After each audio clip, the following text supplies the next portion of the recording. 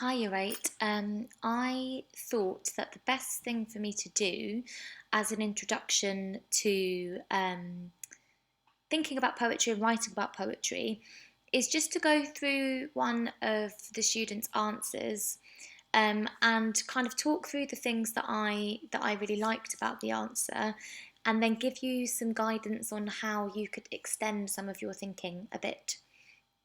So this was on the first poem that I asked you to look at in your anthology.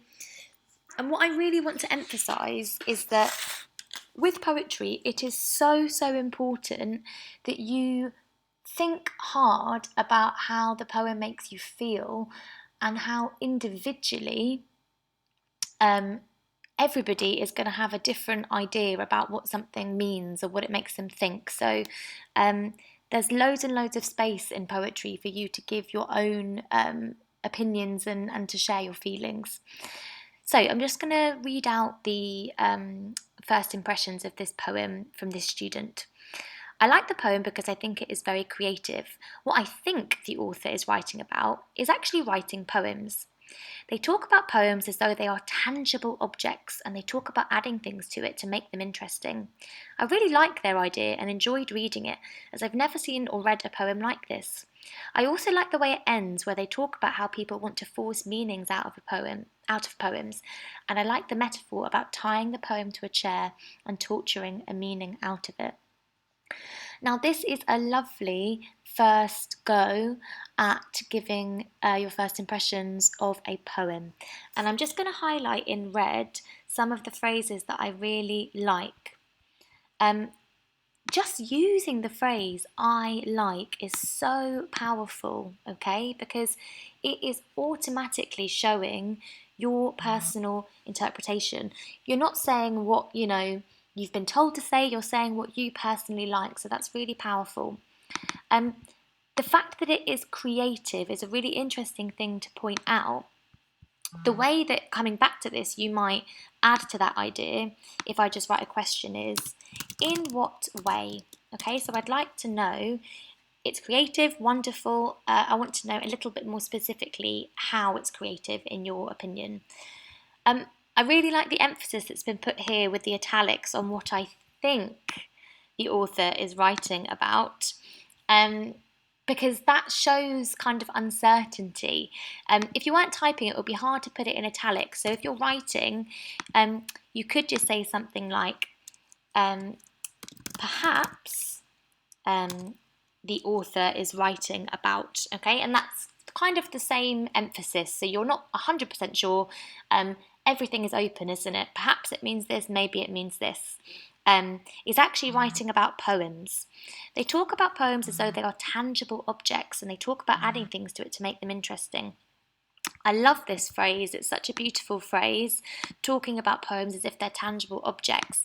And to add on to this first interpretation, it'd be a really good idea now to pick out evidence from the text. So I mean quotes by that. Because it's a lovely, lovely idea, this idea that a poem is something that you can almost touch as if it's an object, as if it's a real thing. But I'd like you to pick out some quotes to support that idea. It's really important, as far as I'm concerned, when you first read a poem, to say that you enjoyed reading it. I think that's really lovely. And especially this phrase, I've never seen or read a poem like this.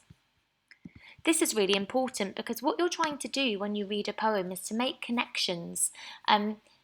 Once you kind of are more experienced English students and you've read lots of different books and you've read lots of different types of poems, you'll be able to build something that we call a schema. And what that means is that in your brain, you're going to have all of these experiences that you're going to be able to draw connections between. And that is going to help you to write better and better and think more kind of analytically about the text that you are being shown. I really like as well how what this student hasn't done, at the end, it says, I like the metaphor about tying the poem to a chair and torturing a meaning out of it.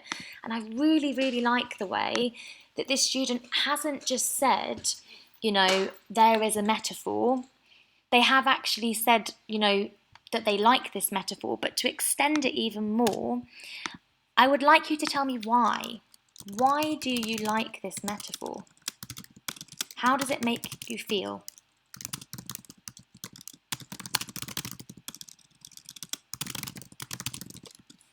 Okay, so there's lovely, lovely ideas, and these bits in green are perhaps kind of phrases that you could use in your own writing.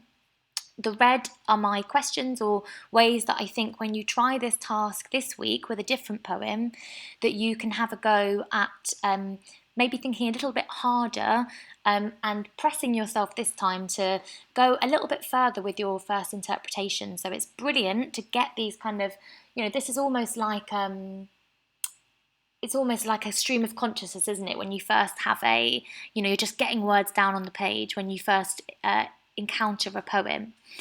And just to go through the task, because I think it's going to help as well. One of the choices of tasks last week was to talk about 3 lines that stand out to you. And I think looking at this together again will help you this week. The task that you're going to come to is to compare the 2 poems and tell me which one you prefer. And so this student's picked out some lines that they like. And she said that they stand out to me because they paint a vivid picture in my mind, and I think it's a very clever metaphor. It shows you cannot force meaning out of a poem, okay? And what I really like about that is that, as I will say over and over to you again as the year goes on, I really want you to avoid looking at a poem and trying to find similes or metaphors or alliteration, because often what that does is it focuses you into something very, very tiny, and it means that you avoid thinking about how the poem overall makes you think and feel. So it's really nice that there's a kind of clear comment about what that metaphor makes the student feel. However, you could go into a bit more detail. Let me write this in red and refer back to the quotation. Okay, so you might say something like, all they want to do is tie the poem to a chair with rope and torture a confession out of it.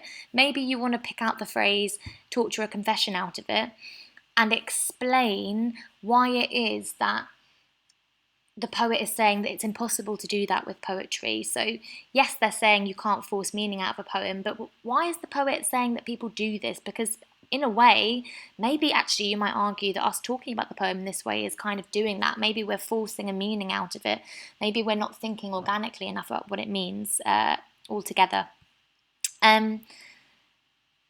This is a really, really nice way of talking about this line and the idea of tying a poem to a chair with a rope.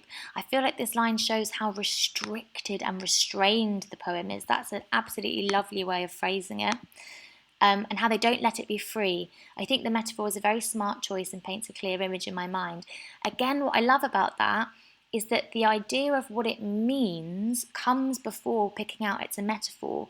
It's making this student imagine, this restriction of looking at poetry in a certain way. And that's really, really lovely. And then finally, sorry, I should have pointed out that the student was going to go into more detail about each separate part of the 3 lines later. So she is doing that here. I like their use of the word torture, as it shows that they do not treat the poem well. It's like they're forcing meaning out of it instead of being creative with the poem and kind of letting it be free. Again, I think this is an absolutely lovely way of unpicking this metaphor. I think we all know, and sometimes I worry about this, in our poetry lessons, we don't ever want poetry to have its feeling and meaning taken away from it by, zooming in too quickly. And so when you come to looking at the second poem this week, I really want you to step back from the poem, just like this student has done, and think about what the overall bigger picture of the poem is before you start thinking about the metaphors and things. So this first half of the task is about zooming out, getting your interpretation, and then it's later on in a task like this where you're picking out 3 lines that stand out that you are going to start getting into the detail and where you're going to start zooming in on particular bits of language and saying what you think it means. Okay, so I'd like you to use this video in this week's poetry tasks to help you to write a little bit more in a bit more detail really about the poems, and also to encourage you to be really personal with your interpretation. There's no right or wrong answers, okay? Some interpretations are stronger than others, and it's about the evidence that you pick out, okay? If you have any questions, please leave me a comment.